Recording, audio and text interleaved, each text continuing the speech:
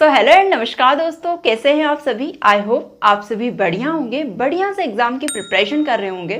Very welcome to the heights के आज के इस लेक्चर में हम बात करने वाले हैं एंशिएंट इंडियन हिस्ट्री। हम प्राचीन भारतीय इतिहास के बारे में चर्चा करने वाले हैं दोस्तों।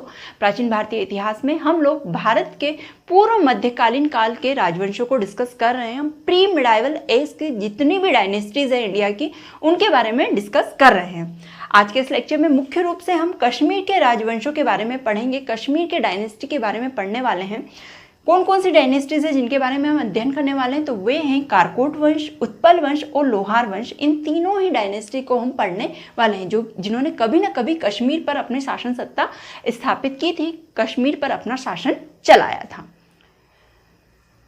यदि इंपॉर्टेंस की बात की जाए कि कितने महत्वपूर्ण है, कितने इंपॉर्टेंट है, तो दोस्तों तीनों डायनेस्टीज से क्वेश्चन पूछे जाने लगे हैं। आप लोग जानते ही होंगे अब एग्जाम में क्वेश्चन डेप्थ से पूछे जाते हैं, गहराई से पूछे जाते हैं। सो इन डायनेस्टीज को भी एग्जाम में शामिल किया गया है, यहाँ से भी क्वेश्चन पूछे जाते हैं। इसीलिए जो इंपॉर्टेंट फैक्ट है हम उन्हीं पर ध्यान देंगे, जो महत्वपूर्ण तथ्य है जहाँ से क्वेश्चन पूछे जा रहे हैं डायनेस्टीज से रिलेटेड, तो वहाँ हम डिस्कस करने वाले हैं। उन सारे ही फैक्ट को हम पढ़ने वाले हैं, उन सारे ही तथ्यों को हम डिस्कस करने वाले हैं।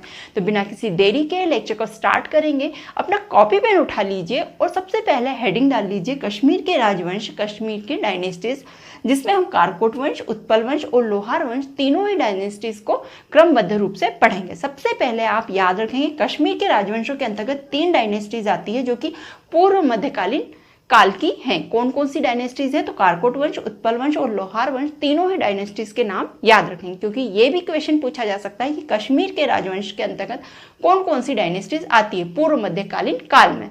तो ये तीनों डायनेस्टीज महत्वपूर्ण है, इंपॉर्टेंट है, आप तीनों के ही नाम याद रखेंगे।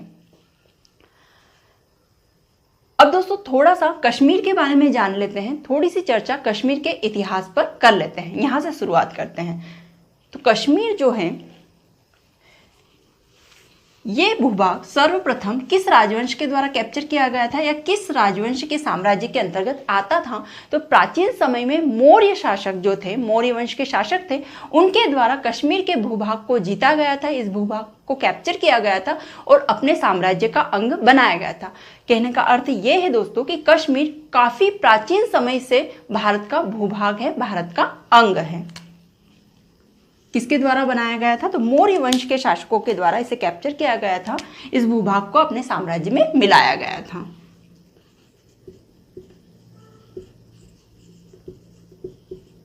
मौर्य वंश के शासकों द्वारा। तो ये पॉइंट काफी इंपॉर्टेंट हो जाता है, काफी नॉलेजेबल भी हो जाता है, आप लोगों को पता होना चाहिए। मौर्य वंश के शासकों द्वारा कश्मीर को साम्राज्य का अंग बनाया जाता है। कौन से साम्राज्य का, तो मौर्य साम्राज्य का। मौर्य साम्राज्य का अंग बनाया जाता है, बनाया गया। ठीक है, नेक्स्ट पॉइंट देखते हैं। नेक्स्ट पॉइंट क्या है दोस्तों, नेक्स्ट पॉइंट है कश्मीर में श्रीनगर की स्थापना किसने की है। तो कश्मीर का जो प्रमुख नगर है, कश्मीर में श्रीनगर की स्थापना, ये क्वेश्चन भी इंपॉर्टेंट हो जाता है दोस्तों, पता भी होना चाहिए आप लोगों को। श्रीनगर की स्थापना किसने की है, तो मौर्य वंश के शासक सम्राट अशोक के द्वारा कश्मीर के श्रीनगर की स्थापना हुई थी। किसके द्वारा हुई थी, सम्राट अशोक के द्वारा। तो मौर्य वंश के शासक सम्राट अशोक ने सर्वप्रथम कश्मीर में श्रीनगर की स्थापना की थी। इसी से पता चलता है कि मौर्य वंश की शासन सत्ता श्रीनगर पर स्थापित थी। कश्मीर जो भूभाग है ये मौर्य वंश के साम्राज्य के अंतर्गत आता था। अब दोस्तों सम्राट अशोक के पुत्र हुए जिनका नाम था जोलक, नाम इंपॉर्टेंट है, याद रखेंगे। नाम क्या था, जोलक। किसके पुत्र थे, सम्राट अशोक के पुत्र थे। सम्राट अशोक जो कि मौर्य वंश के प्रमुख शासक हुए। जोलक के द्वारा सर्वप्रथम कश्मीर में हिंदू सभ्यता को स्थापित किया गया, या फिर कह सकते हैं कि हिंदू सभ्यता का प्रचार प्रसार किया गया और वहां पर स्थापित किया गया। तो सर्वप्रथम सम्राट अशोक के पुत्र जोलक ने कश्मीर में हिंदू सभ्यता को स्थापित किया, हिंदू सभ्यता को स्थापित किया। स्थापित किया। तो किसको श्रेय जाता है इसका श्रेय जाता है, कश्मीर में हिंदू सभ्यता के स्थापना का श्रेय किसे जाता है, तो सम्राट अशोक के पुत्र जोलक को जाता है। मोस्ट इंपॉर्टेंट है, पूछा जा सकता है, आपके एग्जाम में क्वेश्चन आ सकता है जोलक का, वेरी इंपॉर्टेंट है ना। तो नाम याद रखेंगे, सम्राट अशोक के पुत्र थे जोलक, जिन्होंने कश्मीर में सर्वप्रथम हिंदू सभ्यता को स्थापित किया था। आइए, यही इंपॉर्टेंट चीजें थी जो कश्मीर के बारे में पूछी जा सकती है एग्जाम में, तो आप याद करेंगे। आई होप आपने नोट डाउन भी कर लिया है, याद भी रखेंगे। क्या क्या चीजें थी, याद हो भी गई होगी, काफी इजी पॉइंट है, याद रह सकते हैं आप लोगों को। मौर्य वंश के शासकों द्वारा कश्मीर को साम्राज्य का अंग बनाया गया था सर्वप्रथम, ठीक है। कश्मीर में श्रीनगर जो नगर है, जो शहर है, उसकी स्थापना किसने की थी, तो श्रीनगर की स्थापना सम्राट अशोक के द्वारा की गई थी। कश्मीर में सर्वप्रथम हिंदू सभ्यता को किसने स्थापित किया था, तो सम्राट अशोक के पुत्र जोलक के द्वारा कश्मीर में हिंदू सभ्यता की स्थापना की गई थी। आइए आगे अब हम क्रमबद्ध रूप से कश्मीर के जो राजवंश है जो कि पूर्व मध्यकालीन काल में आए थे उन्हें डिस्कस कर लेते हैं। तीनों ही राजवंशों को क्रमबद्ध रूप से पढ़ेंगे।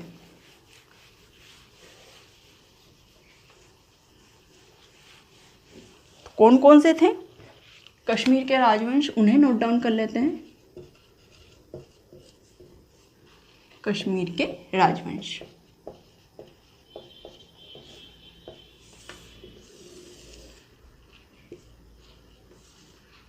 आप चाहे तो इस तरीके से भी लिख सकते हैं या फिर आप क्रमबद्ध रूप से भी, जैसे कारकोट वंश, उसके बारे में पॉइंट नोट डाउन कर लीजिए, फिर हेडिंग डालिए उत्पल वंश, उसके बारे में पॉइंट नोट डाउन कर लीजिए जो इंपॉर्टेंट फैक्ट है, उसके बाद में आप लोहार वंश डाल के उनके पॉइंट, उनके फैक्ट नोट डाउन कर सकते हैं। या फिर यदि आपकी कॉपी बड़ी है, पेज बड़ा है, तो आप ऐसे बनाकर भी क्रमबद्ध रूप से सबके बारे में, तीनों के बारे में अब जो जो इंपॉर्टेंट फैक्ट है उनके नीचे लिख सकते हैं, उनके नाम के नीचे, ठीक है। तो यहाँ पे हम सबसे पहले कारकोट वंश का नाम लिखते हैं, कारकोट वंश, ठीक है। अब दोस्तों ऐसा नहीं है कि कश्मीर पे ये तीनों डायनेस्टीज ने एक साथ शासन किया था, क्रमबद्ध रूप से शासन किया था। सबसे पहले कारकोट वंश आया था, इसकी स्थापना हुई थी। उसके बाद में जब कारकोट वंश का पतन हो गया, उसके बाद में कश्मीर पर उत्पल वंश का शासन हुआ, ठीक है। उत्पल डायनेस्टी आई, उत्पल वंश का शासन हुआ। उत्पल वंश के पतन के बाद में कश्मीर पर लोहार वंश का शासन स्थापित हुआ, लोहार वंश, ठीक है। कारकोट वंश से स्टार्ट करते हैं। तो सबसे पहले नोट डाउन करेंगे इनके संस्थापक का नाम, फाउंडर कौन हुए, संस्थापक। तो कारकोट वंश के फाउंडर हुए, उनका नाम लिखेंगे, उनका नाम था दुर्लभ वर्धन। मोस्ट इंपॉर्टेंट, कारकोट वंश के जो संस्थापक था उनका नाम दुर्लभ वर्धन था, ठीक है। क्या नाम था, दुर्लभ वर्धन था। कारकोट वंश के संस्थापक का नाम, जो फाउंडर हुए वो थे दुर्लभ वर्धन। दोस्तों माना जाता है कि चीनी यात्री जो हैंसोंग थे, आप लोग नाम जानते ही होंगे, हमने कई बार इनके बारे में डिस्कस किया है, विस्तृत रूप से पढ़ा भी है हैंसोंग के बारे में, इनकी रचनाओं के बारे में।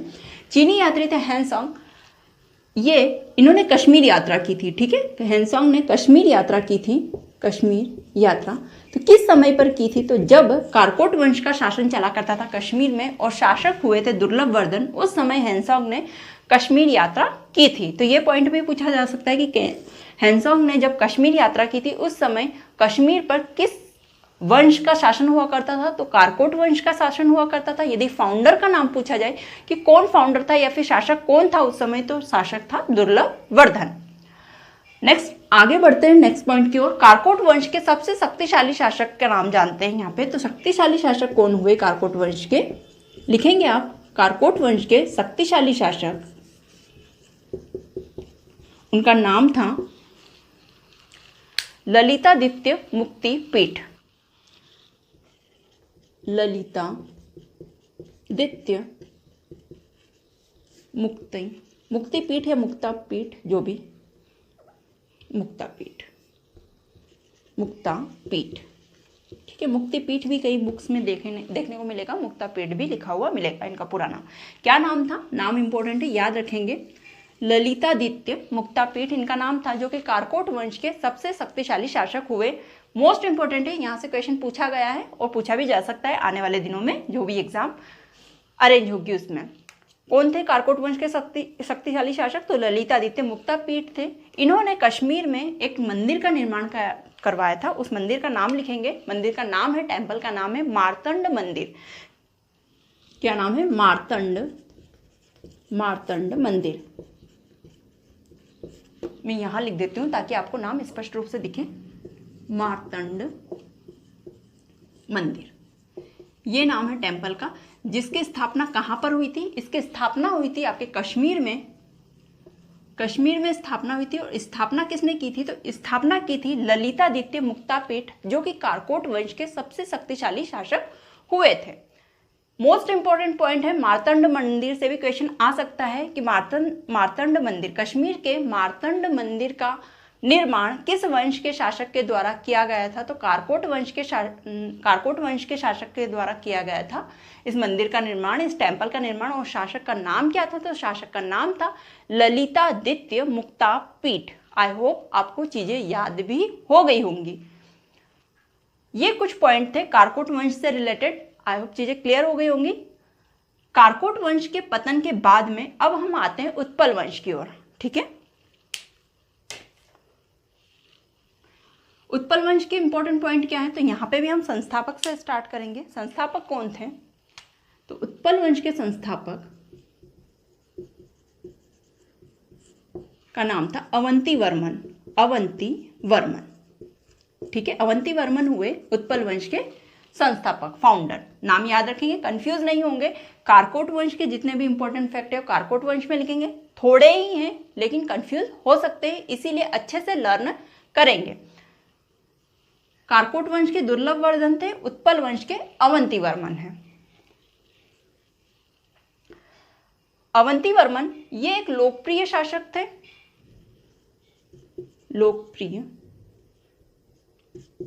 लोकप्रिय शासक क्यों लोकप्रिय थे? ये अपनी प्रजा का काफी ध्यान रखते थे। इन्होंने कृषि में उन्नति हेतु सिंचाई, जरूरी है आप लोगों को पता है, तो कृषि में उन्नति हेतु सिंचाई के लिए नहरों की स्थापना की थी, नहरें बनवाई थी इन्होंने अपने राज्य में। ठीक है, सिंचाई हेतु आप लोगों को पता है प्राचीन समय में और स्वतंत्रता के समय भी, जब हमारा भारत 1857 की लड़ाई लड़ रहा था या फिर उसके बाद में स्वतंत्र भी हो गया था, उस दौरान कृषि भारत का प्रमुख व्यवसाय हुआ करता था। काफी लंबे समय से कृषि भारत का प्रमुख व्यवसाय रहा। अभी भी कृषि की काफी महत्वता है हमारे इंडिया में। इसी से जान सकते हैं आप कि सिंचाई हेतु नहरों का निर्माण करवाना कितनी महत्वपूर्ण बात है। इसीलिए हम यहाँ पर पढ़ रहे हैं इन चीजों को। सिंचाई हेतु नहरों का निर्माण किसने करवाया था? तो उत्पल वंश के शासक अवंती वर्मन के द्वारा करवाया गया था। इसीलिए ये कहा जा सकता है कि ये एक लोकप्रिय शासक रहे होंगे। अब इन नहरों के निर्माण में इनके एक अभियंता हुए, इनके राज्य में एक इंजीनियर हुए थे कह सकते हैं। तो अभियंता का नाम लिखेंगे, वो भी पूछा जा सकता है कि किसके द्वारा इसका नक्शा बनवाया गया था, किसने नहरों का निर्माण में सहायता की थी। तो अभियंता का नाम था सय्यू या सुय्य भी बोलते हैं, सुय्य या सय्यू दोनों ही नाम लिखते हैं। दोस्तों देखो, थोड़ा बहुत कन्फ्यूजन हो जाता है, बुक्स में अलग अलग नाम आ जाते हैं, लेकिन आप एक याद रखेंगे कि चीज़ हो सकती है। सय्यू नाम भी कई बुक्स में मैंने पढ़ा है और कई बुक्स में नाम सुय्य भी आया है, तो दोनों ही नाम याद रखेंगे। सय्यू और सुय्य दोनों ही नाम इसके बोले जाते हैं, तो अभियंता का नाम याद रखेंगे। आगे बढ़ते हैं अवंती वर्मन के बारे में। अवंती वर्मन ने अपने शासनकाल में 2 प्रमुख नगरों की स्थापना की थी। उन नगरों का नाम लिखेंगे। कहाँ की होगी? कश्मीर में शासन स्थापित किया तो कश्मीर में ही की होगी। दोनों ही नगरों के नाम इंपॉर्टेंट है, तो नाम याद रखेंगे। अवंती नगर, एक तो उन्हीं के नाम पर इन्होंने नगर की स्थापना की थी, तो अवंतीपुर या अवंती नगर कहा जाता है उसे, तो अवंतीपुर। और एक और नगर की स्थापना की थी जिसका नाम है सूर्यापुर या सूर्यानगर। ठीक है, तो इन दोनों नगरों की, इन दोनों शहरों की स्थापना करवाई थी कश्मीर में। किसके द्वारा करवाई गई थी? तो उत्पल वंश के शासक अवंती वर्मन के द्वारा करवाई गई थी। आगे देखते हैं दोस्तों, आगे समय आता है 1980 ईस्वी। 1980 ईस्वी में उत्पल वंश में एक महिला शासिका आती है जिसका नाम होता है रानी दिद्दा। मोस्ट इंपॉर्टेंट पॉइंट है रानी दिद्दा के बारे में, तो आप याद रखेंगे क्या नाम था? रानी दिद्दा। यहाँ ऊपर लिख देते हैं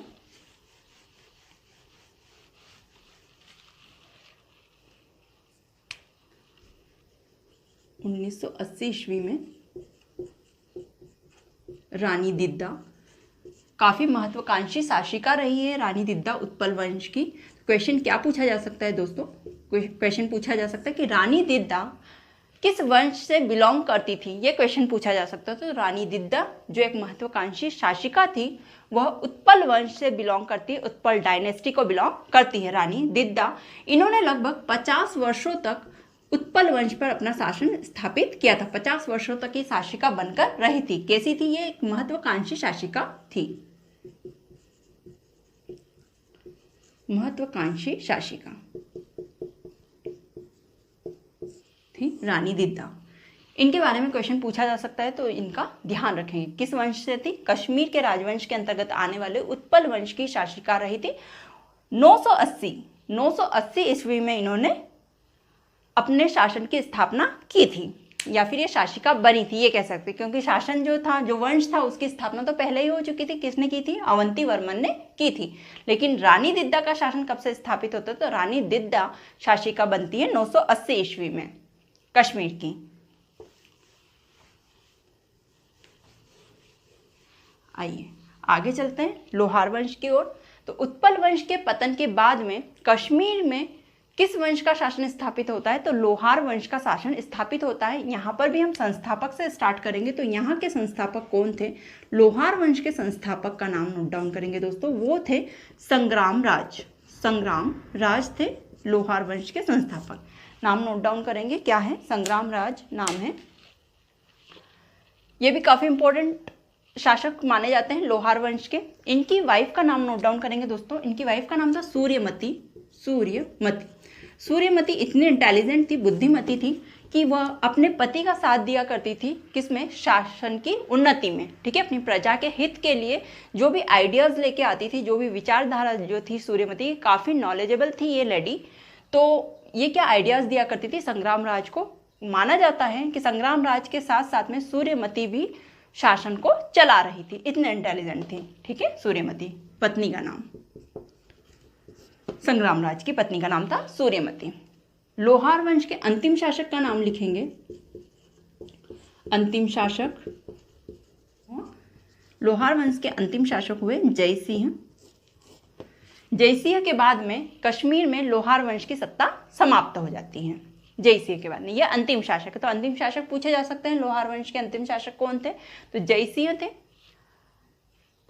अब दोस्तों कश्मीर के राजवंशों के बारे में जो इतनी जानकारी ये हमें कहाँ से प्राप्त होती है? तो एक साहित्य है, उसका नाम नोट डाउन करेंगे। साहित्य का नाम है राजतरंगिणी।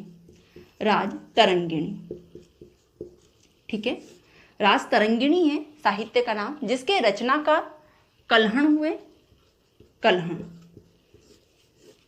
तो दोस्तों जो ये कल्हण थे ये लोहार वंश के जो शासक थे उन्हीं के दरबार में रहा करते थे। इन्होंने संपूर्ण कश्मीर के राजवंशों के बारे में राजतरंगिणी में वर्णन किया गया है। राजतरंगिणी एक ऐसा साहित्य है जो कि संस्कृत भाषा में लिखा गया है।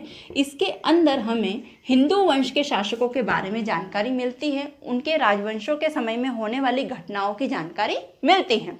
ठीक है, किसमें? राजतरंगिणी में। राजतरंगिणी में किसका वर्णन है? तो हिंदू शासकों के शासन सत्ता के समय होने वाली प्रमुख घटनाओं का वर्णन मिलता है राजतरंगिणी में। किस भाषा में लिखा गया है? तो संस्कृत भाषा में लिखा गया है। किसने लिखा है? इसके रचनाकार कौन है? तो इसके रचनाकार कल्हण हैं, जो कि लोहार वंश के शासकों के दरबार में रहा करते थे। कल्हण। आई होप चीजें क्लियर हो गई होंगी, अच्छे से समझ में आ गई होंगी। तीनों ही वंशों के जो महत्वपूर्ण फैक्ट थे हमने उन्हें यहाँ पर डिस्कस किया। अच्छे से नोट डाउन कर लीजिए, याद रहेगा। डरने की जरूरत नहीं है कि चीजें याद नहीं होगी, कंफ्यूज हो जाएंगे। कोई ना कोई ट्रिक बना के अपने माइंड में उन्हें याद कर लीजिएगा। ट्रिक ऐसी नहीं होनी चाहिए कि ट्रिक काफी जटिल हो, पता चले कि एग्जाम में क्वेश्चन आया, ट्रिक को याद करने में ही टाइम वेस्ट हो गया, है ना। आंसर तो याद आया ही नहीं, ट्रिक को ही याद करने में टाइम वेस्ट हो गया। इसीलिए मैं ट्रिक पर ज़्यादा जोर नहीं देती हूँ। चीज़ों को अच्छे से लर्न किया कीजिए, अच्छे से याद किया कीजिए, विस्तृत रूप से पढ़ा कीजिए, ज़्यादा से ज़्यादा नॉलेज हासिल कीजिए। उससे क्या होगा कि जब आप बहुत सारा पढ़ेंगे तो कुछ तो चीज़ें अच्छे से याद हो ही जाएंगी, लेकिन यदि आप कम पढ़ते हैं तो वो कम भी पूरा भूल जाएंगे और पूरा ब्लैंक हो जाएगा माइंड, है ना। इसीलिए ट्रिक के भरोसे ज़्यादा ना रहिए। इसीलिए मैं यहाँ पे ज़्यादा ट्रिक्स भी नहीं यूज़ करती हूँ, ना ही आपको एडवाइस देती हूँ इस बात की कि आप ट्रिक्स पढ़ें। ये दोस्तों वीडियो को वाइंड अप करते हैं यहीं पे। वीडियो देखने के लिए, लेक्चर देखने के लिए थैंक यू सो मच। यदि लेक्चर अच्छा लगा हो तो लेक्चर को लाइक कीजिएगा, चैनल को सब्सक्राइब कीजिएगा, शेयर कीजिएगा इस वीडियो को। मिलते हैं नेक्स्ट वीडियो में, तब तक के लिए thank you so much and bye bye.